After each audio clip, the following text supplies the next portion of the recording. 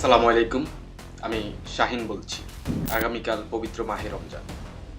সবাইকে বাংলাদেশ ছাত্রলীগের গর্বিত অংশীদার চরকলমি ইউনিয়ন ছাত্রলীগের পক্ষ থেকে পবিত্র মাহে রমজানের শুভেচ্ছা ও রমজান মোবারক। আজকে আমি যেই মানুষটি নিয়ে কথা বলবো, আমি বিশ্বাস করি চরফ্যাশন মনপুরার দলমত নির্বিশেষে আওয়ামী লীগ, বিএনপি কিংবা জামাত, অন্য দল এবং সাধারণ যেই মানুষই বলুন না কেন, আমি বিশ্বাস করি এই মানুষটির প্রতি সবার সম্মান এবং ভালোবাসা রয়েছে। কেন রয়েছে? এই মানুষটি চরফ্যাশন মনপুরার অবহেলিত একটি দ্বীপকে এই মানুষটি একটি মডেল উপজেলা হিসেবে, একটি মডেল শহর হিসাবে রূপান্তর করেছে।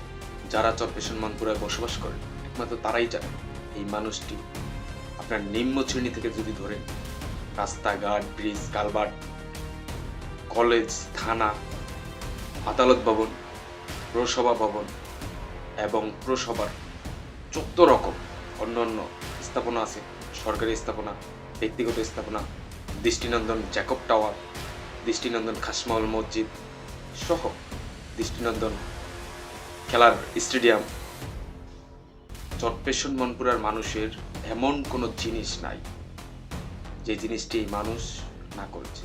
আপনারা একবারও কি ভেবে দেখেছেন 5ই অগস্টের পর এই মানুষটি দীর্ঘদিন মিথ্যা মামলায় কারাগারে বন্দী আছে? একটা বার একটু বলুন তো, এই মানুষটি যত উন্নয়ন করেছে সেই উন্নয়নকে এই মানুষটি তার কারাবন্দী জীবনে নিয়ে গেছেন? অবশ্যই নয়। যদি নাই নিয়ে থাকেন তাহলে এই মানুষটির যত উন্নয়ন সবই তো আপনারা ভোগ করছেন, সবই তো আপনারা ব্যবহার করছেন। উন্নত মানের বাস টার্মিনাল ব্যবহার করছেন, চরফ্যাশন শিশু পার্ক যেটা আপনাদের রাতের আড্ডা জায়গা, কি ছিল সেখানে আপনারা তা ব্যবহার করছেন। তাতে তো সমস্যা নাই, মানুষটি আপনাদের জন্যই করেছে, আপনাদের ব্যবহারের জন্যই করেছে। জ্যাকব টাওয়ার বাংলাদেশের সর্বোচ্চ উচ্চ ওয়াচ টাওয়ার, আপনারা তার জন্য গর্বিত।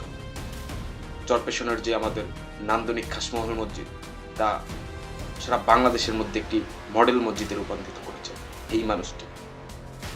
এই মানুষটি যদি আপনারা প্রত্যেকটি অর্জন, প্রত্যেকটি উন্নয়ন যদি আপনারা ভোগ করতে পারেন, তাহলে আপনাদের কি বিবেকে বাধা দেয় না যে এই মানুষটি মিথ্যা মামলায় আজ দীর্ঘদিন কারাবন্দী? তার জন্য আপনারা একটু কথা বলবেন, একটু সামাজিক যোগাযোগ মাধ্যমে প্রতিবাদ করবেন। তার মুক্তি কি আপনারা চাইতে পারেন না? 12ই ফেব্রুয়ারি ত্রয়োদশ জাতীয় সংসদ নির্বাচন হয়েছে। এই নির্বাচনের আগে যতগুলা উত্থান বৈঠক, এভরিথিং, বিভিন্ন অঞ্চলে এই আব্দুল্লাহ আল ইসলাম জ্যাকবের উন্নয়ন নিয়ে প্রশংসা করেছেন এবং বিভিন্ন আসনে তার উন্নয়ন নিয়ে দেশবাসীর কাছে পজিটিভ একটি মেসেজ দিয়েছেন।